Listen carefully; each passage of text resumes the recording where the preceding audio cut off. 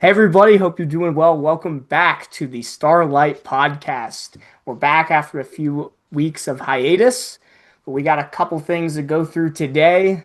Rewatching Rogue One, talking Battlefront 3, it's been the rave, I should say, and then also talking about the Filoni verse and Dave Filoni. I'm joined as always with Jedi.Connor and Lord Dagovere. You guys ready to get into it? Let's do Yes, it. sir. Let's go. All right, so first thing to talk about today is Andor and Rogue One. Now that Andor's concluded, it's really kind of added a lot more to kind of almost as like Rogue One and Andor season one and two are kind of like their own trilogy now. And we all rewatched Rogue One after Andor came out. And what do you guys think now of Andor, or excuse me, of Rogue One?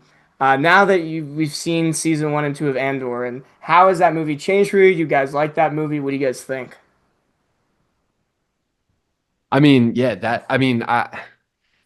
am of the mindset that Andor is one of the best pieces. It's like top for me. It's like maybe it might be right under Peak? Empire. It's peak, yeah. But um for me, it just enriches everything. Even like the small moments where you get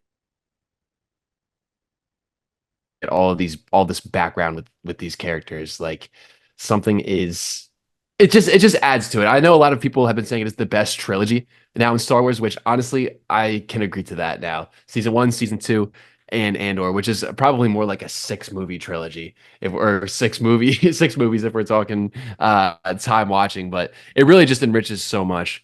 So I highly recommend that people do that right off the bat when you finish Andor. Yeah, there's definitely a lot more emotional weight. And I remember a lot of the things that people were talking about, which was a huge criticism when Rogue One come out, was like, oh, you're introduced to these characters and they all die, but you're not feeling anything. That isn't the thing now. That is completely opposite of what happens, especially like Cassian, bro. He's a side character in that movie. And I know a lot of people were complaining about Disney Plus putting him in front of Jin herself, for the poster, but like it makes sense. It makes sense now, especially just with Andor, with both seasons, and that movie just is a different level of intensity, and it's really sad. I don't know, man. I've always loved that movie from the beginning, but yeah, it's up there. I wouldn't say it's like the greatest trilogy in Star Wars because there's just other things that I take into account outside of writing and characters. It's also with like influence and the original trilogies. We're not here without the original trilogy, but like Andor is peak, and there's no question about it. It is peak. Same thing with Rogue One now, definitely. Yeah, it's so peak, and that's a good point, Dagobah, with like how taking Andor from a side character, and he's now like one of the most important characters in the Star Wars, if you think about it. From what he does in Andor to Rogue One and helping retrieve the Death Star plans.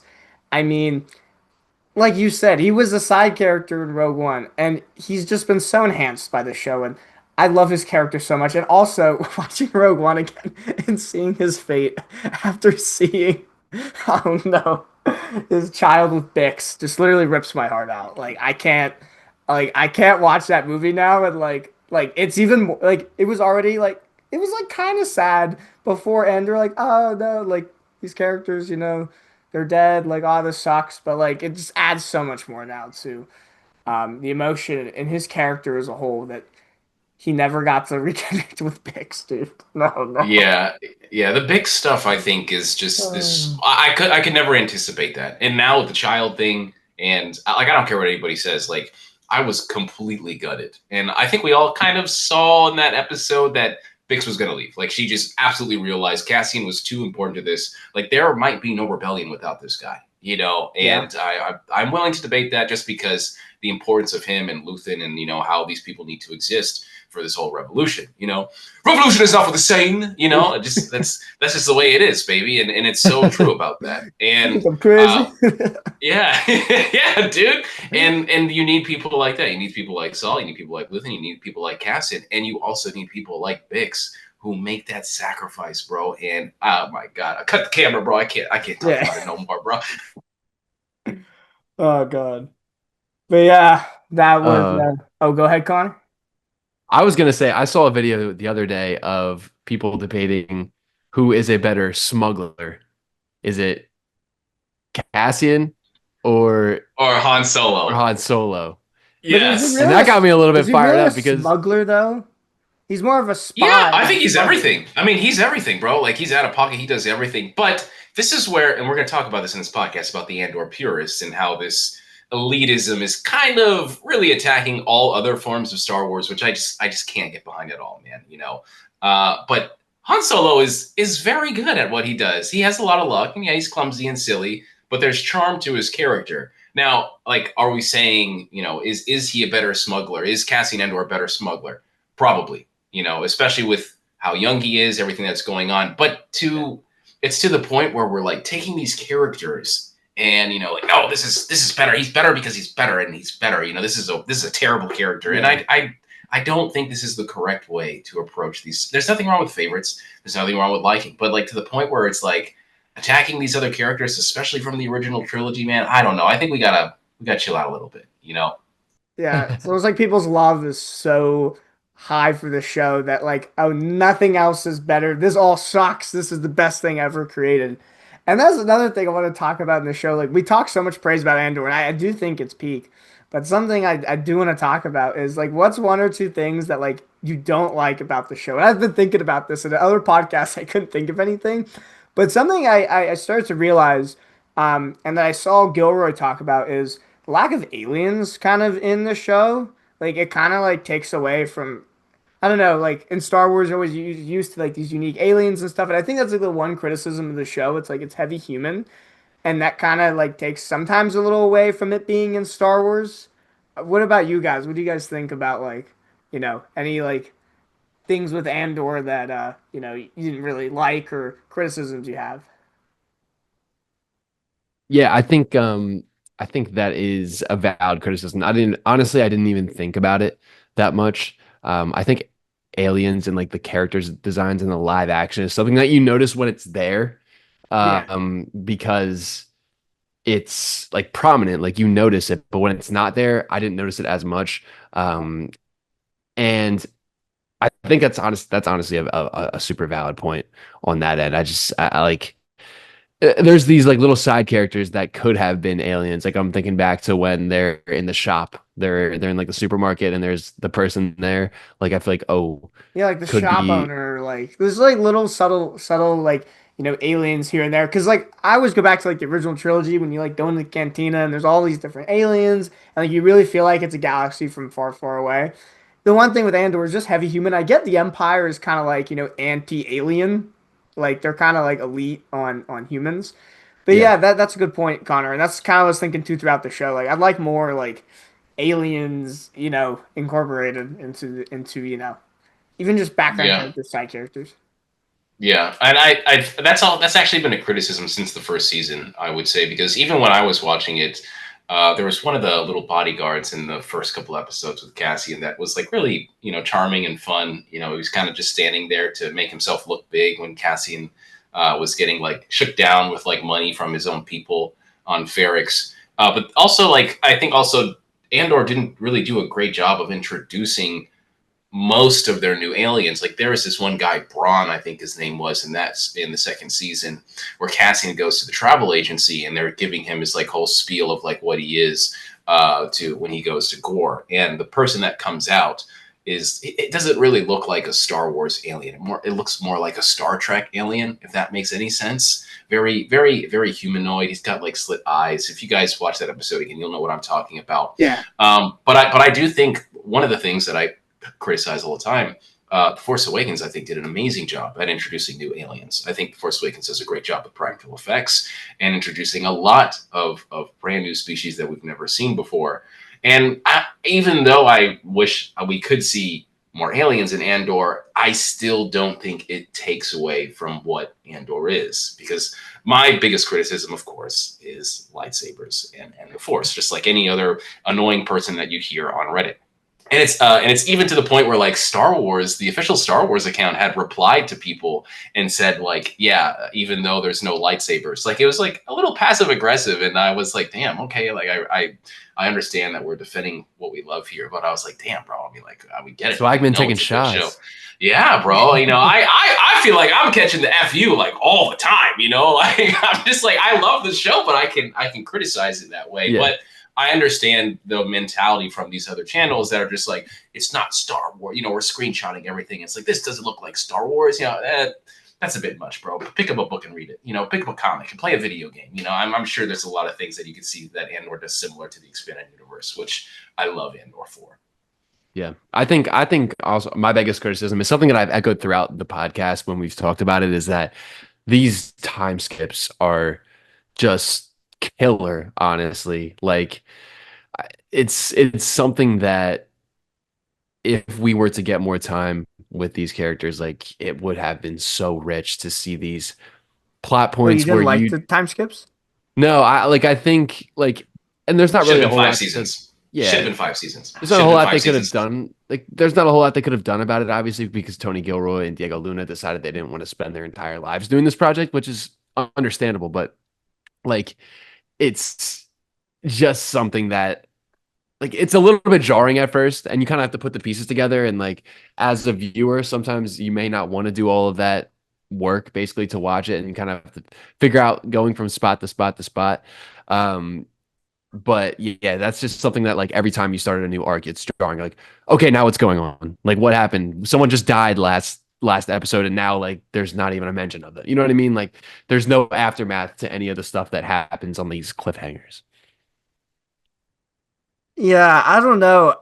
I kind of disagree that it would have been better with 5 seasons because I don't know with the time skips. I kind of liked how structured each arc was and how I felt like because it was structured with the year skip, it was kind of easy to like follow along and like yeah, it took a little bit at the beginning to like kind of see where these characters are, but I did like the structure of the 3 episode release with the Well, year skip, and I I don't feel know. like oh, go ahead. I was gonna say, I don't know if you need, like, you don't have to abandon that style of storytelling. Like, within a year, there could be 4 arcs or 3 arcs, like, per season. You know what I mean? Like yeah, I'm just thinking about Saw Gerrera, and Willman. I think that's his name, right? Willman, Yeah, where well, he the is with boy. Saw Gerrera, and then the next season he's not, like, or the next arc he's not, like, no mention of Saul, no mention of like any of the story that he went through. Mhm. Like, that's the weakest point of the show that I see. Not that it's a bad thing, that, because I think for what they were given, they did the best that they could with it. But that is the show that, hey, they said it was going to be 5 seasons, and now it's not. So it's like, that's something that we Gotcha. thought we were going Yeah. Oh, he cut to out. get, that we're not. Oh, you Yeah. cut out a little bit at the end. I get that. I think it might like I see your point with like the arcs and stuff. I now just thinking about 5 seasons, I feel like it would have just been more of a slow burn, and that was already like a criticism of the show was like things took a while to, get going. Like I feel like there was 5 seasons, like that's just kind of a lot. Maybe if it was another like a third, maybe just a third season. Um, but I don't know. Thinking now, I feel like 5 seasons might have been a little too long, honestly, in my opinion. Yeah, Diego's like what, pushing 40, or maybe he is 40. And so I think at Yeah. the end of that, he's going to be like 50 something. So it's not going to be the same Cassian we see in Rogue One. Yeah, Where no. he's like practically like 20 years younger. So yeah, there's a lot of that, and I have to agree with Connor, honestly, because there's times where, the whole Bix and Cassian thing where Cassian killed the Imperial soldier, because it recognized Bix. So it's just like, oh, okay, this is a conversation that we're having, and we didn't see that. This is just a fabricated conflict that we have after seeing the first 3 episodes, or first, 6 episodes, when they're in the house on Coruscant. So yeah, that was clearly going to be the weakest part of the show because it went from 5 seasons to 2. Gotcha. And maybe those things that they talked about would have been probably arcs or would have been shown if they were given the proper time. But yeah, with the constraints, I guess that's how they had to go. But I will say I did like some of the dialogue there, like, kind of like I mean that was one of the best parts of the show is just the dialogue in general and how these characters, interact with each other and talk about things. So I kind of see what you guys are saying, but I don't know. I just liked maybe I liked more of like the 3 episode chunk at a time instead of just like one-offs like it was in season one. Maybe because Yeah. like when we got them in the 3 episode chunks, it was just you could just binge it all. It was like all about this like one or two plot points, and it was just kind of easy for me to like watch in chunks and follow along. Yeah, I don't know if you guys have seen Arcane. I don't even play Nah. League of Legends, but I love animation, and that's what they were doing on Netflix. Is they were releasing it in arcs. One of the animes that I was affiliated with is coming out later this year and on Netflix, and that's also going to be released in arcs. And I think if you want to attract audiences to binge this, so you don't have to wait weeks for like the first episode of the second season of Andor, where it is slow, or the first 3 episodes, just like the first season of Andor are pretty slow. I think that works out best for an audience that is usually used to binging something after a while.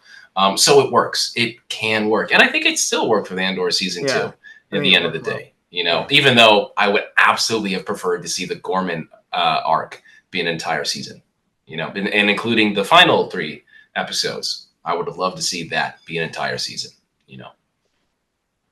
Yeah, for sure, for sure. But all right. So, how about let's pivot now to something that's been kind of a craze in comment sections on Instagram, on Twitter, on everything.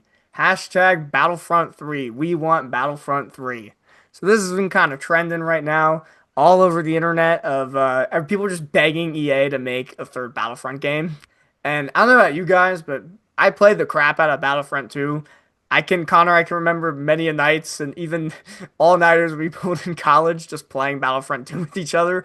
The game was so much fun, and I would love a Battlefront 3. And my question to you guys is, do you think this is actually gonna happen? Do you think EA is gonna listen to fans? Or do you think this is just very wishful thinking from people? Because I would definitely love a third Battlefront, but I just don't think we're gonna get it.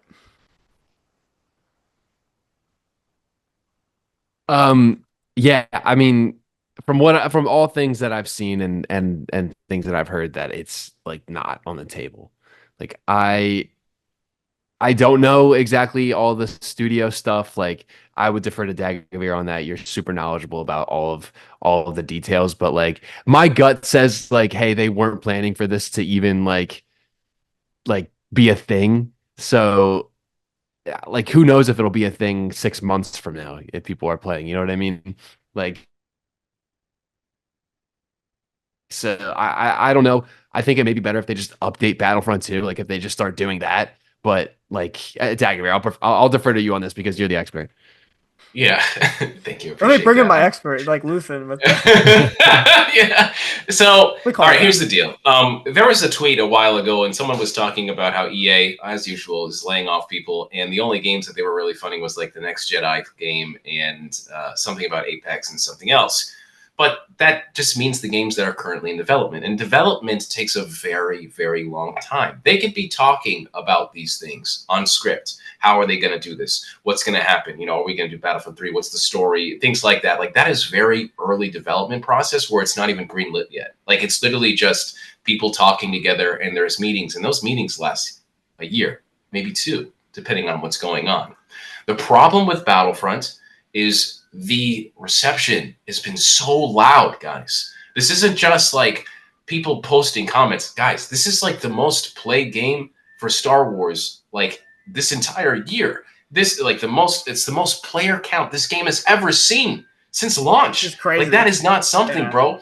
And mind you, this game has had one of the worst video game launches in the Oh, it was history of bad. video games. Yeah, I think Yeah, people to the forget point that. It was terrible. Yeah. it was so bad. It was, and to the point that there was controversy among that because of loot boxes, where it literally made the entire gaming industry pivot to battle Yeah, passes. So microtransactions. Yeah. yes, yeah. So that like there is a lot of darkness around EA having to get back into Battlefront, but you can still make money off of this shit because these people are still willing to play this game. It has the greatest comeback story, maybe in video game history. I'm not sure a game has come back as hard as this. But Connor brings up a really good point. Are people still going to be playing this when the Fortnite season is over? Are people still going to be playing this and saying Battlefront 3 at the end of the year? And there are devs that used to work on this, from Ben to the game director to everybody. Like they want to come back and bring the team back and make this game. You kidding me? You have people that literally want to genuinely come back after everything that happened with this game and play like that, bro. Like they are right there. And yes, I think the correct thing to do is not make Battlefront 3 right now, but to get a skeleton crew and update Battlefront 2. There are so many assets in that game that's not been released. You know, yeah, Ahsoka, Asajj Ventress, and Django, all these other things. You know, but like, where are the Royal Guards? You know, like where are those? And where are the execution troopers from First Order? Yeah, you know, like there is so much. Yeah, there is so much that you could do. And one thing they haven't done too is they haven't, in my opinion, got enough balls to do is bring in Legends characters. Bring in Legends characters. Why not, bro? Everybody knows Revan. Everybody knows Bane. You know, everybody knows all these characters from the expanded universe, like Starkiller. I don't see the problem with doing this with this game, where you have Darth Vader fighting in the Clone Wars. Like, you know, like that's a thing. You pick that hero and you're playing that character in that game, bro. The money is there. They will make so much money if they finally get to do this. But I think there's a possibility that if Battlefront 3 happens, and I know this is a long segment, but it probably won't happen with EA. Star Wars is going to step in. Disney's going to step in. And they're going to be like, yo, we're making money off this shit, whether you like it or not. And they're going to bring someone to make that game. Whether it's Respawn or somebody else, I don't know. But this game will happen. I just don't know when. Yeah, and another thing, like you kind of brought up Dagovere, is like it's going to take time to build this game, so it could be years. Like I used to like said, development can take a long time, and even story pitching can take a long time. So it could be years until we see this. And then if we do, like you kind of noted and we talked about, is Battlefront 2's launch was terrible, and that is always going to worry me, especially if EA makes this. But we'll have to see. And even if they did in the meantime update Battlefront 2, like that'd be a no-brainer at this point from a money perspective, from just even like doing like security updates. Like I saw some videos online of like people hacking the game because it hasn't been updated in a couple of years and it kind of like ruin it for people. So even if they just did like a little maintenance, I think that would just kind of keep the momentum up and keep the hype up. If they why not do both? In the meantime, like update Battlefront 2 while you're making Battlefront 3, like kind of keep the hype train going. Like Dagger said, this is the most played Star Wars game of the year. And there's been so many Star Wars games that have come out since Battlefront 2. What? Yeah. Like the Squadron game. Oh, don't get me started. Jedi Survivor, you know, all of that stuff. Even what's that game? The about like the bounty hunter, like Underworld kind of thing. Like nobody's playing. 13, People are completely playing. Canceled. Yeah, Battlefront 2. Yeah. Yeah, no, it's so insane that it hasn't happened yet. I understand why it hasn't happened yet, but I feel like someone needs to step in and get this stuff going, because my problem with Star Wars video games right now, and I am very unrelenting when it comes to Star Wars video games. I hold back about the things I don't like when it comes to the expanded universe, the movies, but I'm tired of this shit, bro. I'm tired of getting a video game that is online multiplayer that isn't supported. Every single video game that has come out has been single player. Even the brand new stuff, Zero Company that's coming out, Star Wars Outlaws, Jedi Fallen Order. Where is my multiplayer duel, you know, that we can do for that, just like the Jedi Knight Academy back in the day? And you're telling me that the most popular, most demanded game, Battlefront, doesn't even have a skeleton crew working on that game to support it, when there is clearly a huge following, bro. Even when this game wasn't at its peak, people were still playing this game. Like they would do this every single year, man. Like such a slap in the face to anyone that actually loves this stuff. Star Wars fans do not have a single Star Wars multiplayer game that is supported outside of Star Wars: The Old Republic, and that game is like irrelevant because not a lot of people have a PC and it's not on console. So who's playing that game? You know, console, in my opinion, has a lot of the people. That's why it's, you know, it's the cheapest form. You know, not everybody can get a PC, and the game doesn't even have crossplay, bro. This game doesn't have crossplay in an age of crossplay. Like, what are we doing, guys? What are we doing?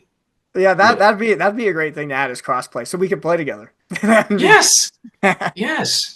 It really is a slap in the face. It's a slap in the face to all Star Wars fans, and like it still goes back to even stuff that we've seen in these like live action projects. It's effort. Like it's disrespectful to the fans that you put out these projects sometimes haphazardly, just like, oh hey, we made this game, oh we'll fix it later. Like that stuff it's bullshit, and it's something that has to change. And I mean, hopefully Andor can start pointing everybody in that right direction, where it's, hey, if you put effort into Star Wars, you'll get tremendous return. And the Mandalorian too, like the first two seasons of the Mandalorian, like, and I know everybody like that is not shit on the Mandalorian, but I'm just saying like Yeah, yeah, that, like those effort, you could tell the effort that was put in that show, and people flock to it. It's the most popular show on Disney Plus. Like yeah. it just goes to show that if you build it, they will come. Yes. Oh my God. Yes. Say that again, baby. I love that shit. Yes. Yeah. Yes. I that's Field of Dreams. So I understand. And like, bro, like you could do stuff. You could literally take notes from Fortnite. Okay, you don't want to do Revan? Well, give me Revan's skin for Kylo Ren. You know, give me a Darth Malgus skin for Darth Vader. You know, give me a Vitiate skin for Palpatine. You know, like, there's so many things that you can do, Yeah, bro, little and you're stuff just to sitting keep there. audiences engaged, and that's what Fortnite God. does a great job of with the seasons, even with like little stuff they do. They're able to create hype for people to flock to their game still. And Battlefront 2 could take notes on that with, like you just said, like just new skins, new maps, anything like that, just to keep people engaged. Yeah, the amount of Yeah, times man. that I have played Fortnite like religiously, Uh-oh. stopped playing, came back because of something, stopped, came back, stopped, came back, stopped, came back, stopped, came back. Like the amount of times that I've basically, what I was saying was that I've stopped playing Fortnite and then returned because of something is like infinite. Like that's something that Battlefront could do. Yeah, Yes. for sure, for Yes. sure. Yeah. Oh, Yes. go I ahead, mean, Daggy. Yeah, no, I'm just saying, like, Fortnite is the best Star Wars game, multiplayer Star Wars game right now. Like, it's a joke. Yeah. It's not even a Star Wars game. And I'm not even saying that, like, to be an ass, bro, but that's what's happening here. You got 2026 next year that's coming out, and they're literally putting the Star Wars Galaxy's Edge theme park in there for Fortnite. What are we doing? I mean, I understand if Disney wants to make money that way because yes, that's a very good money. I mean, I spent just about every single dollar just to get Darth Jar Jar and Dark Ray and everything else because I like it. I don't have Battlefront. I don't have like Battlefront is not doing that. So that is my itch. That's my drug. I love Star Wars. I mean, look around. This shit means a lot to Oh, me. you like Star Wars? So I and, didn't know. yeah, dude, you look like a Star Wars fan. No So offense. yeah. So it's just like, why do I not have a Star Wars multiplayer game? Like, what are we doing, bro? Like, bro, the amount of stuff that you can do and even for Battlefront 2, the game came out in 2017 and still looks better than modern day shooters. Still looks better than 90% of the games that have come out. Yeah. Are you kidding me? Why are we just letting it rot, bro? It's insane, man. It's insane. I can't do anymore. One other thing to bring up, it got me thinking when you were dropping some of the old school games, it got me thinking back in the day when we were growing up. I swear there'd be a new Star Wars game every like 2 seconds. With how many different games I remember, like Bounty Hunter, Battlefront 1, 2, Republic Commando. Oh, like things like that. I really just came out all the time. And now these days, I feel like the like Star Wars games are kind of sometimes, put to the side and not like fully fleshed out or given the proper investment. So at It's just EA, expensive. yeah, Yeah, that too. it's just expensive, man. Like even with the little exposure that I have, like it is stupidly expensive just to get these things rolling. Even like hiring writers, bro, and getting people that actually know coding. It's just like everything is so expensive. Before, you had LucasArts, and they were making, Lucasfilm games and Yeah. everything else. And yeah, there was like three games like a year probably coming out, and yeah, man, it's just I understand. I get it. But why are we allowing this to stop us from making money?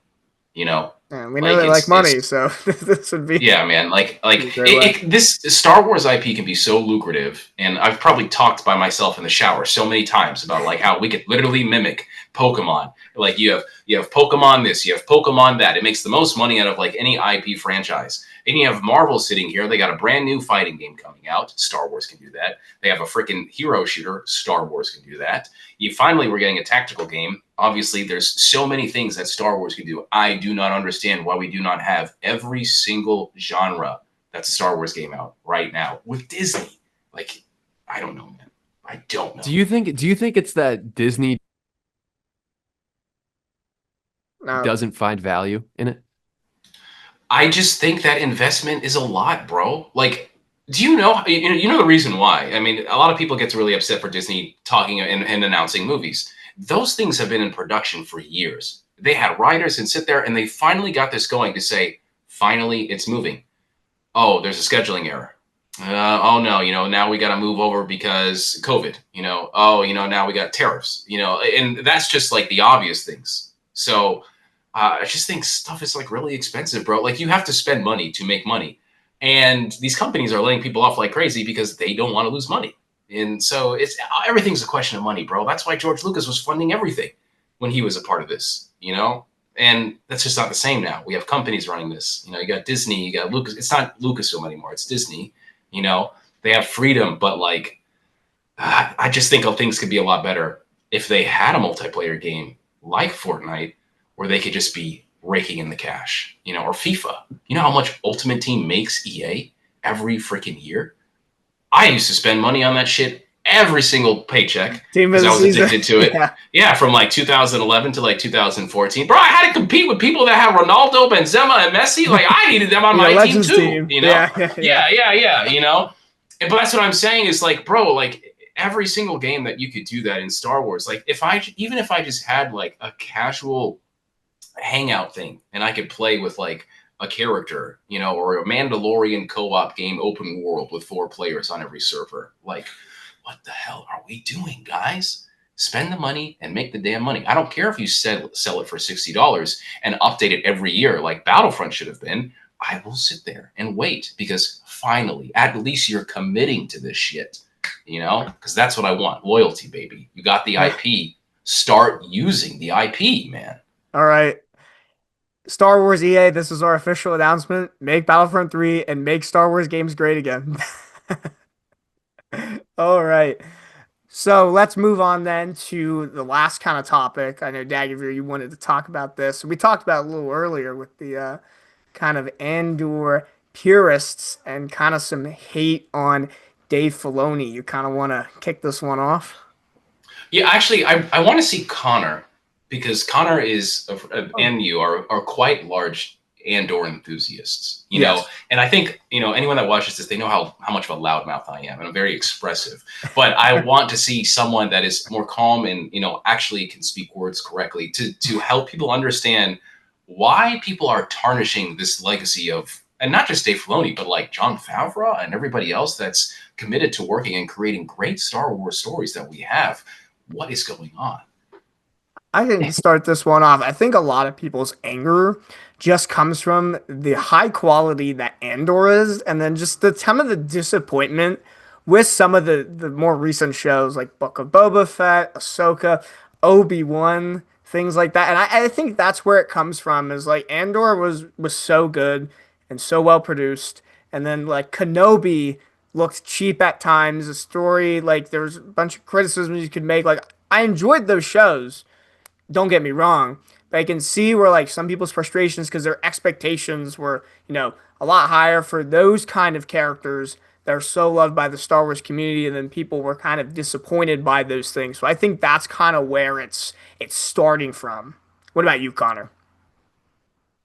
Yeah, I think it's tough to kind of put into words because it's almost like a social media thing to do where it's Oh, just hate. so Yeah. it's not even specifically hate, but it's Okay. like the peaks are like the best thing ever. It's so hyperbolic in the way Yeah. that people express the way they feel about projects. And whether or not it's like clickbaity is up to the different people, but there is this sense of like, hey, Andor is so good, like why would I even watch any of the other stuff? Like, and I don't know exactly why people are doing that. Like I understand the sentiment that some people believe that Andor is the best Star Wars project. I may have cut out right there, but I understand how people believe that like Andor's the best Star Wars project, like everything else is shit. Like that's not the way to go about it. And I was talking, and I said this, I've said this line a couple of times, but in Dagovere's stream last night, I said Star Wars is a buffet, and that speaks so profoundly to me because I think that just lets me enjoy stuff more and not feel bad for not enjoying something. Because like, hey, I don't want the seafood part of this buffet, like, but I love this steak. Like, steak's my favorite thing ever. Like, dialogue could be your favorite thing in Star Wars, and Andor's super heavy on dialogue. It does it really well, so that shoots it all the way up. So it's just something. It's almost like a mindset I think a lot of people have where they just like to shit on things if it's worse than what they like.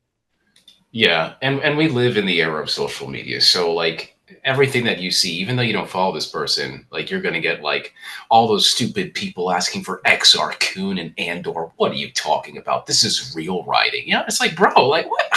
Come on, man. You know, like why are we doing this to each other, bro? It is so frustrating to me because, especially me, you know, I'm gonna be pushing 40, okay? You know, so I grew up with 2005 in Revenge of the Sith coming out. I remember going to school every day and having these people bitch and complain about Hayden Christensen's acting. People did not You like know, that. Yeah. and Yeah. and to me, it's the same mentality right here. It's just like, no, this is not Star Wars. Star Wars is more than just lightsabers and the Force. Yeah, bro, you're right. Like you're right, but like, why are we weaponizing that now? Like, what happened, bro? You know, like every time I watch the first 3 episodes of Andor, and I think it's like the second episode where he's on Yavin, and you don't know it's Yavin yet, and they're all fighting amongst each other, bro. It's just like, bro, this is Twitter. Like, this is just Twitter, bro. Like, we're all Star Wars fans, but like, we are not. Like, we're not like like we're fighting each other so much, man. And it's just, I just think it weakens us so much with like whatever we're trying to do. We all love Star Wars at the end of the day, so why are we eating each other? You know, I think in season 1, Saw Gerrera says something like really well. He's like, aren't you tired? Or maybe it's Luthen. He's like, aren't you tired of like fighting with people you agree with? You know, like what what the hell are we doing, guys? Is this what it is? We like this shit so much that we just want to see someone like Dave Filoni, who's literally like salvaged everything he could from animation to bring these characters over here. Now it's bad. Yes, he's got flaws, bro. Yes, he's got issues, and I want to talk about some things in a little bit. But like, this guy's on our team. This is friendly fire, bro. You know, we need to help, improve, yes, critique, but like, why are we bringing these people down, man? Why are we bringing each other down like this, man? It's been a problem throughout the entire fandom. Well, for almost, I'm guessing forever. Like Oh, specifically with the prequels too. Specifically with the prequels too. Like all of the yeah, actors all of the old got heads so much hate. hated episode 1, 2, 3. I literally work with a guy that like hates the prequels because like he grew up in the 70s. Like, oh, look at me. Like I had a real Star Wars. Hayden Christensen sucks. He literally says the same stuff you just said. It's funny as hell. But one line that's always stuck with me is nobody hates Star Wars more than Star Wars fans. I feel like have you guys heard that line before? I've heard that a couple times, and it's so true that like I feel like Star Wars fans just like in their head like create this idea of how Star Wars should be, and anything that isn't air quote Star Wars is a problem. Like I don't know. What do you guys think? I I mean, yeah, like I don't love I hate when people use that. Like no one Yeah, hates I Star hear Wars that a fans more lot. than Star Wars fans because Yeah. I think a lot of the time the majority of people that like Star Wars actually do like Star Wars, and there's a loud minority that just shit on everything. So if you're in Twitter, if you're on TikTok, like the stuff that you'll see is most likely like hyperbolic stuff that you see across. So like a lot of the people that aren't very active on social media, and a lot of the people that I've spoken to, like coworkers and stuff like that, like a lot of the stuff that they watch, like, yeah, that was good. Like, you know what I mean? Not a lot of it, unless you've been influenced by like toxic YouTube. And I think we've all been down that road before. I mean, I was influenced by toxic YouTubers and was starting to like spewed stuff like when I was in high school, like things like it's something that I think a lot of people Yeah. that you see a loud minority. Yes, Yeah. yes, and I think that's where a lot of the anger comes from is because, like, you know, hey, bro, I'm not gonna lie, I was someone that was like, the Great Jedi is real. I know it is, you know, but that's, you know, when you actually pick up a Knights of the Old Republic campaign book and then you read like the Great Jedi is actually not about using both sides of the Force at all. It's just about like, disregarding the council and following the Force yourself. Very similar to a Sounds like a Way way Seeker, seeker. actually. Shot Yeah, high yeah, yeah. above. And so I think a lot of that stems from, yes, content creation, influence. YouTube comments, posts and threads, and Twitter, whatever the hell they want to call it these days. And it's very frustrating to consistently run into these people, both positive and negative. Like today, I just made a whole video about why the New Republic is useless. It's a clickbait. I have to play the game. Don't hate the player, hate the game. So, but like Yeah. it's this, Hell yeah, yeah. it's this whole, it's this whole thing where like in the comments, it's like, bro, just because I put this title doesn't mean you get to make your shitty ass remarks about what you hate. And like, oh, this is too woke, or like this isn't canon. It is canon, bitch. It is, bro. Like, deal with it. Yeah, I got the new Jedi Order right here, bro. It's all here. It's not deleted. It's going. It's still here, bro. If you like what you like, that's fine, man. But don't allow this, or this self-righteous whatever that you're on, chaotic good, just to take other people's happiness away. Like I like the Ahsoka show because of Hayden Christensen, but I understand that show, it has a lot of flaws. Like, did you see the choreography? Especially in the finale? Oh my god. Did you see the first two episodes? I don't know why I needed a rerun of, Star Wars Rebels. I really have my critiques, but like I really hate how every opportunity now, whether it's a trailer, a video game, we all just gotta quote tweet something and say, I don't like this. I don't like this. Yeah. And you shouldn't like it either. And that's the part. That's the part. That last part is what is the problem. Yeah. It's fine for you to go, I don't like this. But when you say, hey, you shouldn't like it either, that's when there's a problem. Everybody has the right Oh, to you have express to agree their with opinion. me. Yeah. Complex. And Yeah, it's everybody's a Sith Lord. Like it's like everybody's a Sith Lord deceiving people. Like they're all Phantom Menaces. It's crazy, bro. I did not know that we all like Star Wars. Could have fooled me. I don't know. Damn, dude. But yeah, I really don't like it. But one thing I wanted to bring up was the Dave Filoni hate again. And there was an interview about Timothy Zahn, who was doing something for his books that were coming out. And if anybody reads the new canon, I got him right behind me. See my little blue boy shrine over there with with Neil and then both Thrawns. Yes. Yeah, I got Thrawn in the middle. Yeah, yeah. And I love Thrawn. Thrawn is my boy.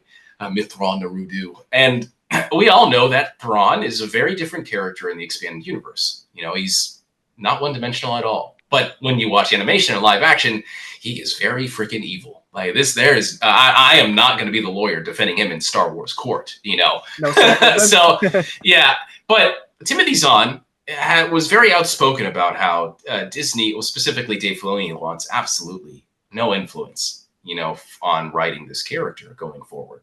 And I am taken back by that quite a bit. That does make me sad because Dave Filoni to me is also one of us. He's a fan. Like this guy was cosplaying Plo Koon in Revenge of the Sith, in the line for Revenge of the Sith, so the expanded universe matters to him to a point, but I don't know. I do feel like at times, maybe because people have hated George and everything else so much that there is a type of defense mechanism where he believes that he has to bolster his writing to the point where, yeah, I can't do the comics and books because people are just going to shit on me no matter what.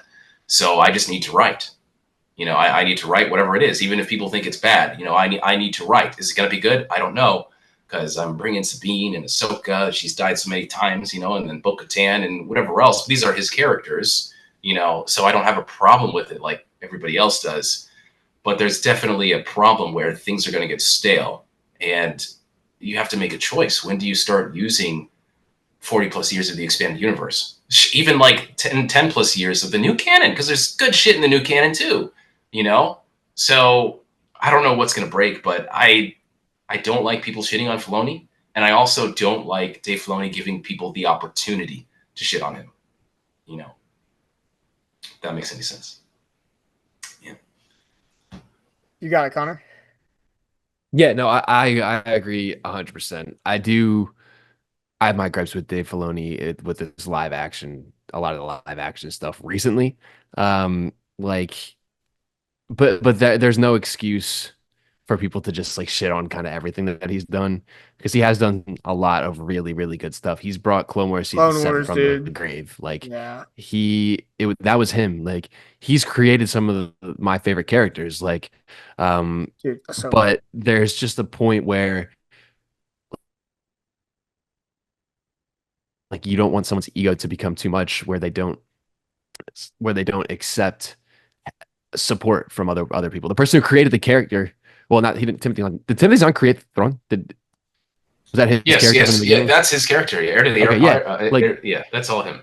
like the person who created the character should probably have some sort of influence or some sort of take on how you should be treating him in live action where everybody can see him. Like that, I think, is a naive step to take for Dave Filoni. Um, but there's just like a middle area for everything where you don't have to shit on him the most, and he's not the best thing of all time ever. Like he's made mistakes. He will make more mistakes. Like I wish I wish there was a little bit more gray area and nuance to a lot of these takes that I see. Yeah, Which there's if no there- room for Yeah. that. There's no room for that in content creation. There's not really Yeah, no, No. it's that much it's room the for high that. and the low. There's no middle. Yeah.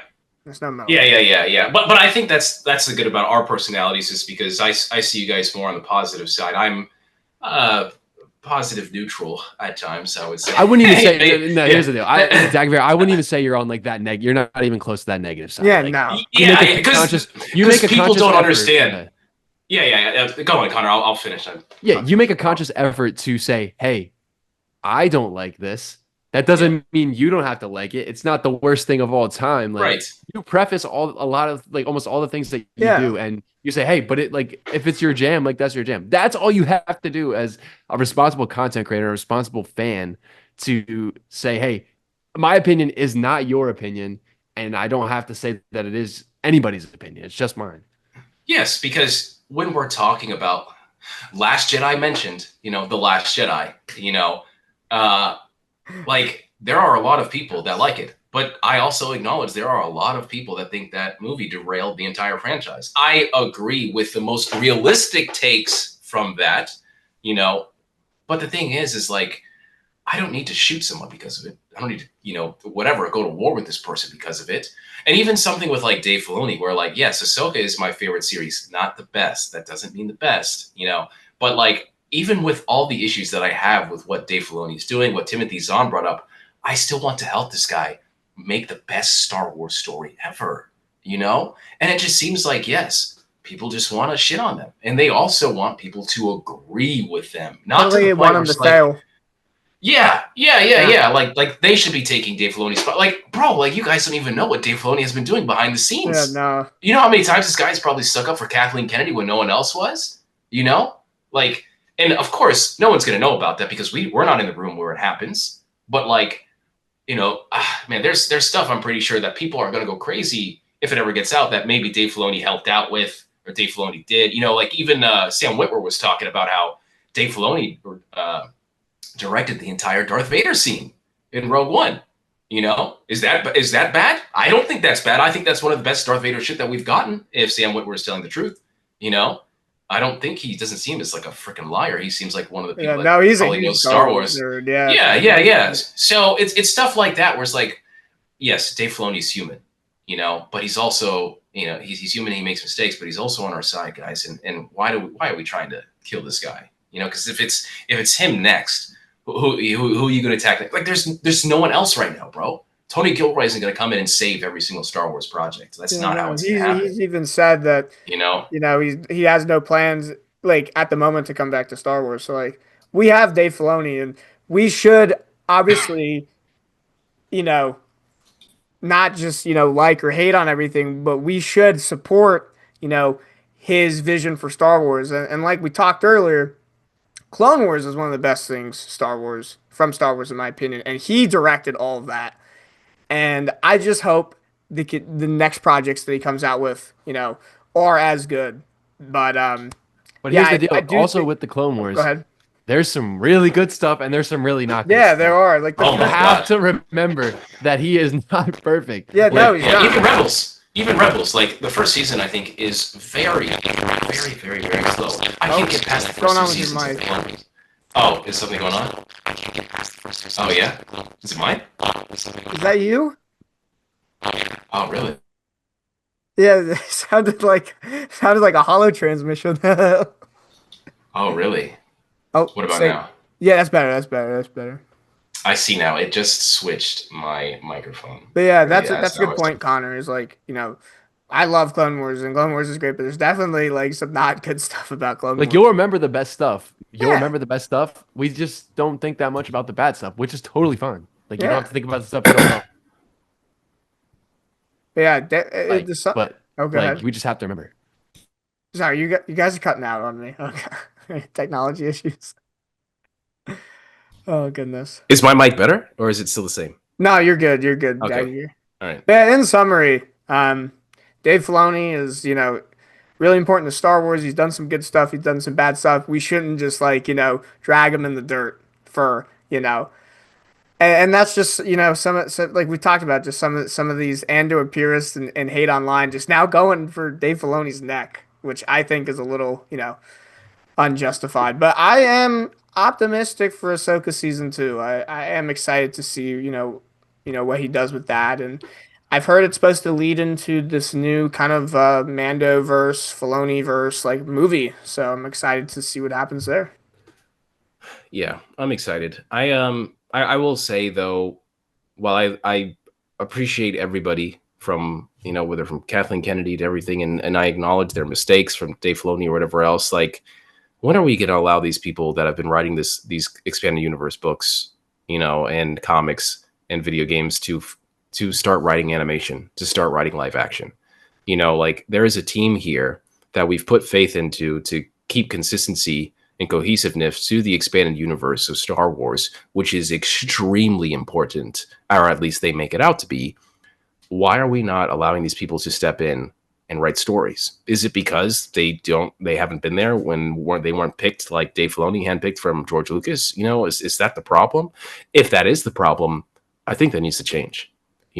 I don't feel like just anybody can write Star Wars. You can't just be a fan, because I think that's one of the reasons why I did not like The Last Jedi, is because I felt like someone was given too much power and made too many choices that probably shouldn't have been made. But you could say that for every show, including The Acolyte and including Ahsoka. So when is that going to happen where it's like a full-fledged effort of writers that care about the stuff, whether it's Legends and new canon, coming together to make the next 20 years of Star Wars stories? When is that going to happen? That would be the dream. I think there is going to be a void of Star Wars animation too in the next however long. Like we don't have a project that's like, hey, there's going to be this many years of this season, this show.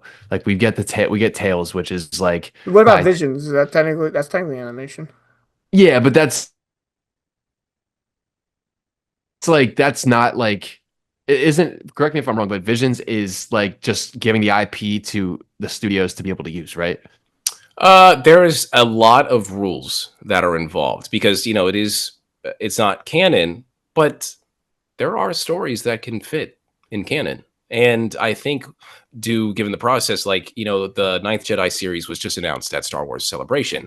So it's no longer just Star Wars Visions. Star Wars Visions is like a pitch deck to like see who is really going to be taking these stories into the next generation, because these are some very talented creators and writers. So who's to say that one episode that you like The Ronin or The Village Bride, may not become a series? And I think The Village Bride can be canon. I think The Ninth Jedi, further into the year, can also be canon, even with its like glow stick lightsaber stuff. Even something like The Ronin, with the depictions of legends and how it looks aesthetically, it could just be the form of a storytelling, like you're reading it from a Legends book, you know. So I think that there's a lot that they can do creatively, and Lucasfilm Animation doesn't need to hold the weight of making shows all the time like that. I think that's why you create something like Visions. Yeah, I think I think there's a really big opportunity for these like stories that are coming over from Legends to be told in that format. I think that's probably the best format that they could be told in. So yeah, I think there's a huge opportunity there. Yeah, I agree. Yeah, I actually think Visions is slept on, especially the first season. I think that Yeah. there's so many talented people in there. There's so many good stories. Animation, you can get away with so much stuff, which is why the Rodin is so popular, which is why the Elder was amazing. Is this Old Republic, High Republic? What is this? Yeah. Even something like Lapa Nocho, where I'm not a furry person, but there's a lot of people that really like that character and that story. It's a great story, but I'm Village Bride and Ronin through and through. Village Bride is like F, that character, not that's her name, F. That character F is, in my opinion, like has so much potential. She's like Star Wars Vision's Luke Skywalker and Ahsoka. Like it is so interesting that a dynamic where she's sitting there and she's having this problem with like, am I a Jedi? Am I not a Jedi? Order 66. And I know people hate Order 66, but like when she, ignites her lightsaber, I am a Jedi. Like, bro, it's just like this character is so powerful. Who's to say that character isn't going to be in like Mandalorian season 4 or something? That character could still exist. That's the way that I would implement that in some way. People don't know it. Is this a Jedi? Is this a bounty hunter? Is this a smuggler? Whatever it is. But you better be giving me series of these characters, man, because if we're just doing one-offs, that's not something I feel like is truly going to benefit the Star Wars universe, man. Yeah, for sure. It would be nice to, have some more expansion on these series. And good point from both of you. It gives like Visions kind of gives, these studios and a chance to kind of almost like prove themselves. And, now we're seeing with Ninth Jedi that is being made. So that's pretty exciting stuff. Cool. Well, all right, guys. I think we've been going for about an hour. Yeah, close to it. So I think this is time to cut it off for today's episode. If you've been listening this far, thank you so much. Now that Andor's over, I think we'll kind of continue here and there to release these podcasts, talk about various things, any like new Star Wars updates, anything else that we want to discuss and talk about further. I know in the past, The Last Jedi. Yeah, I'm down. I'm down. I will throw all the hands, and I'm prepared to catch. Yeah, them, we got the notes ready, get the knuckles cracked, ready to go. Yeah. There's gonna be a lot for that one because I'm gonna be. So you're talking respectfully. Yeah, respectfully. It's going to be a respectful discussion. It's not going to be like our, all the TikTok. I'm going to be passionate. I'm going to say some stuff, but even still, I still think that if that movie just made one different decision, the reception would be different. And I guess we'll have to talk about that when we do. We'll have to go into that further, but you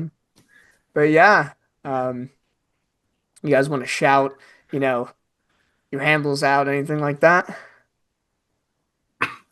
Yep. TikTok is Jedi.Connor, as well as YouTube, and Instagram is Jedi.Connor_. I didn't get that one. Let's go. Yeah.